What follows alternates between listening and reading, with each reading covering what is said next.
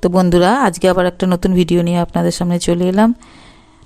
তো আপনাদের বড়দের আমি সশ্রদ্ধ প্রণাম জানাই এবং ছোটদের ভালোবাসা জানাই। তো আজকের বিষয়বস্তুটা সেটা হচ্ছে ঈশ্বর লাভের উপায়। ভিডিওটা কেউ স্কিপ না করে পুরো ভিডিওটা দেখবেন। তো আমি আগে ঘটনাতে প্রবেশ করার আগে আমি একটু গুরু প্রণাম করে নিই। ওং অখণ্ড মণ্ডলাকারং ব্যাপ্তং যেন চরাচরম তৎপদং দুষ্যিতং যেন তস্मै শ্রী গুরবে নমঃ। গুরু কি পাহি কেবলম, গুরু কি পাহি কেবলম। তো ঈশ্বর লাভের উপায় আজকের বিষয়বস্তু। আমি ভিডিওতে প্রবেশ করছি। বলছে অনন্য ভক্তি দ্বারাই একমাত্র, গোবিন্দ নিজে বলেছেন যে অনন্য ভক্তি দ্বারাই একমাত্র আমাকে জানা সম্ভব। সাকার রূপের আমার দর্শন প্রাপ্ত করা এবং আমাতে প্রবেশ করা কিন্তু সম্ভবপর হয় একমাত্র অনন্য ভক্তির দ্বারা। গোবিন্দ নিজে বলেছেন, যে ব্যক্তি আমার জন্য কর্ম করে, মত পরায়ণ হয়, আমার ভক্ত হয় ও সর্বতভাবে আসক্তি বর্জিত হয়, সমস্ত প্রাণীতে শত্রুতা বর্জিত হয়, সেই কিন্তু আমাকে প্রাপ্ত করে আর কি।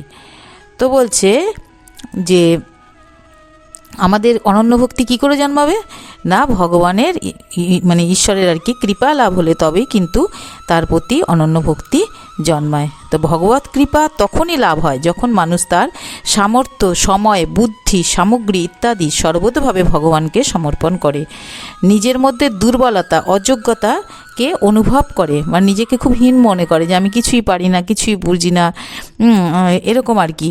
বিন্দু মাত্র অভিমান পোষণ না করে ভগবানকে অনন্যভাবে ডাকে, হে প্রভু আমি তো কিছু জানি না, প্রভু আমি তোমাকে কেমন করে ডাকতে হয় তাও আমি জানি না, এরকমভাবে মানে আকুলভাবে ভগবানকে ডাকে।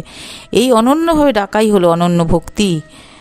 ভগবান নিজ মুখে বলেছেন, ভক্তা তনন্নয়া শক্য অহমে এবং বিধোহ অর্জুন। মানে মানুষের যতক্ষণ প্রাকৃত বস্তুর অর্থাৎ নিজের যোগ্যতার বা বুদ্ধির প্রতি গুরুত্ব, নিজের বুদ্ধির প্রতি গুরুত্ব থাকে যে আমি সব পারবো এরম অহংবোধ, আশ্রয় ও নির্ভরতা থাকে, মানে আমি নিজেই সব পারবো আর কি, ততক্ষণ ভগবান অত্যন্ত নিকটে থাকলেও কিন্তু তাকে দূরে বলে মনে হবে। আর অনন্য ভক্তির অর্থ হলো শুধু ভগবানকেই আশ্রয় করতে হবে, তার উপরেই আশা, ভরসা, বিশ্বাস প্রভৃতি রাখতে হবে। মানে আমি সব করতে পারি, আমি সব করবো এই ব্যাপারটা না। ঈশ্বর তুমিই আমার আশ্রয়, তুমিই আমার আশা, ভরসা, তুমিই আমার সব কিছু, এরকম ব্যাপারটা। এই অনন্য ভক্তির পারে ভগবানকে কী করে ভক্ত কাছে টেনে আনতে পারে এই অনন্য ভক্তি এবং বিশ্বাসের দ্বারা। তো অনন্য ভক্তি কিভাবে সৃষ্টি হয় না, এটা আপনা থেকে, ভেতর থেকেই সৃষ্টি হয়, স্বয়ংই সৃষ্টি হয়, মন, বুদ্ধি, ইন্দ্রিয়াদির দ্বারা কিন্তু এটা হয় না। কেননা এই ভক্তি হচ্ছে স্বয়ং, এটা ভগবানের দান। এই স্থিতিতে ভগবান ব্যতীত একটি ক্ষণ মানে কীরকম হবে তার ভক্তিটা, ভগবানকে ছাড়া এক মুহূর্তও সে থাকতে পারবে না, তার ভগবানের জন্য আকুলতা থাকবে, অস্থিরতা থাকবে, এরকম থাকলে। আর এই ভক্তি কিন্তু পাপ রাশিকেই কিন্তু আমাদের ভস্ম করে দেয়। তো বলছে ভগবান কি বলেছেন না, তা সাহং সুলভ পার্থ, আর বলেছেন যোগক্ষেমং বহামহম, অর্থাৎ সেই ভক্তরা আমাকে খুব সহজেই লাভ করে আর আমি তাদের পার্থিব পারমার্থিক প্রয়োজনীয়তাকে নিজেই বহন করে থাকি। ভগবান নিজে বলেছেন।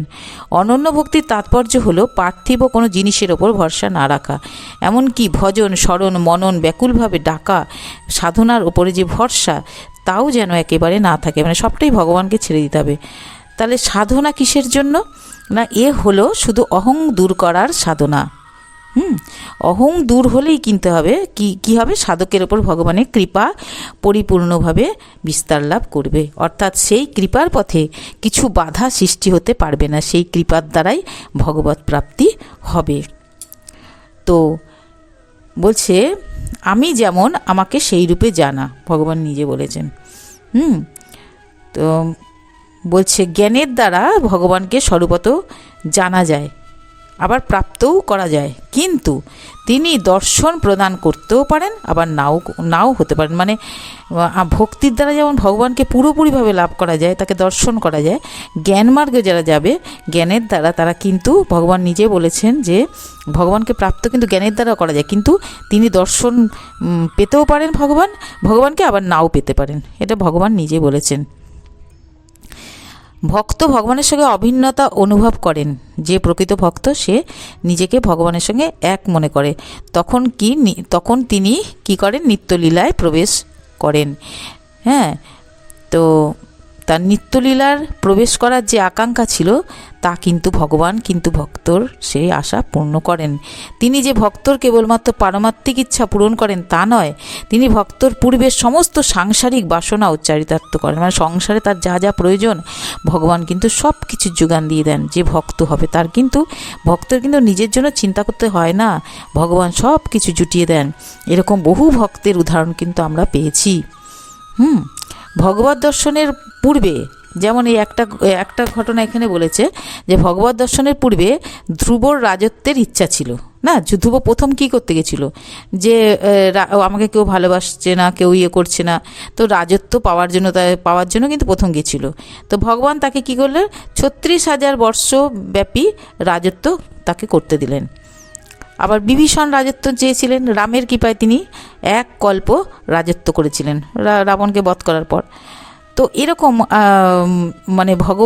মানে ভক্ত যা চায় ভগবান কিন্তু তাকে তাই প্রদান করেন। তো জ্ঞানের পরনিষ্ঠা হলো দর্শন পাওয়া যায় না, বা যা ভক্তির পরনিষ্ঠা পাওয়া যায়। মানে জ্ঞানের দ্বারা কিন্তু এর আগেই বলা হলো যে জ্ঞানের দ্বারা কিন্তু দর্শন পেতেও পারে, আবার নাও পেতে পারে, কিন্তু ভক্তি মার্গে গেলে সে কিন্তু ঈশ্বরের দর্শন অবশ্যই পাবে। তা অনন্য ভক্তির দ্বারা ভগবানকে জানা যায়, দেখা যায়, প্রাপ্ত হওয়া যায়, 3টেই হওয়া যায়। তো সাধন হচ্ছে 5 রকমের। হ্যাঁ, কি মত কর্মকৃত, মত পরমো, মত ভক্ত। ভগবান নিজে বলেছেন, এগুলো ভগবান কৃষ্ণের কথা। আর কি সঙ্গবর্জিত নিবৈর সর্বভূতেষু। মৎকর্মকৃত কিরম, যে ব্যক্তি জপ, ধ্যান, কীর্তন, ভজন, সৎসঙ্গ এই সমস্ত ভগবত সম্বন্ধীয় কর্ম, বর্ণ, আশ্রম, দেশ, কাল এইগুলো করেন আর কি, লৌকিক কর্ম সকল কেবল ভগবানের প্রসন্নতার জন্যই করেন, তিনি হলেন মৎকর্মকৃত। ভাগ করেছে। হ্যাঁ, আর মত পরম কি, যে সাধক ভগবানকেই পরম ধ্যেয় বলে মনে করেন, তারই পরায়ণ হয়ে, তারই আশ্রয় হয়ে থাকেন, আশ্রিত হয়ে থাকেন, তিনি হচ্ছেন, মানে ভক্তকে ভাগ করেছে, তিনি হচ্ছেন মত পরম।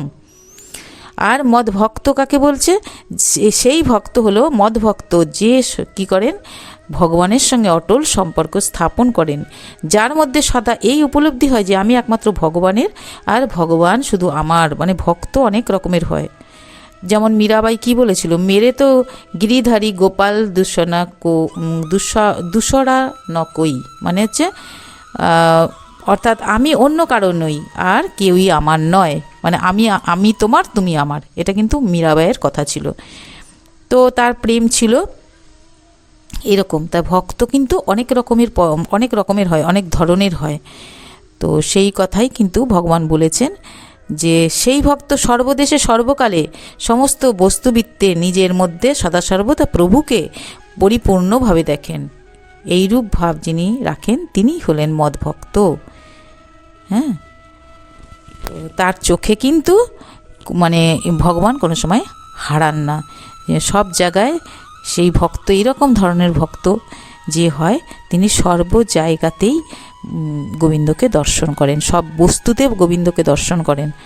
তো এই হলো আজকের বলাই বিষয়বস্তু। হ্যাঁ, যে ভগবান ভক্ত তো অনেক রকমের, তো কীরকম ভক্ত কীরকমভাবে তাকে লাভ করতে পারে সেই সম্পর্কে গোবিন্দ নিজে যে কথাগুলো বলেছেন সেগুলি আপনাদের সামনে তুলে ধরার চেষ্টা করলাম। তো আজ এই পর্যন্ত। যা আমার চ্যানেলটা ভালো লাগলে অবশ্যই লাইক শেয়ার কমেন্ট করে আমার পাশে থাকবেন। আর যারা এখনও আমার চ্যানেলটা সাবস্ক্রাইব করেনি তারা সাবস্ক্রাইব করে লাইক শেয়ার কমেন্ট করে আমার পাশে থাকবেন। তো আজ এই পর্যন্তই।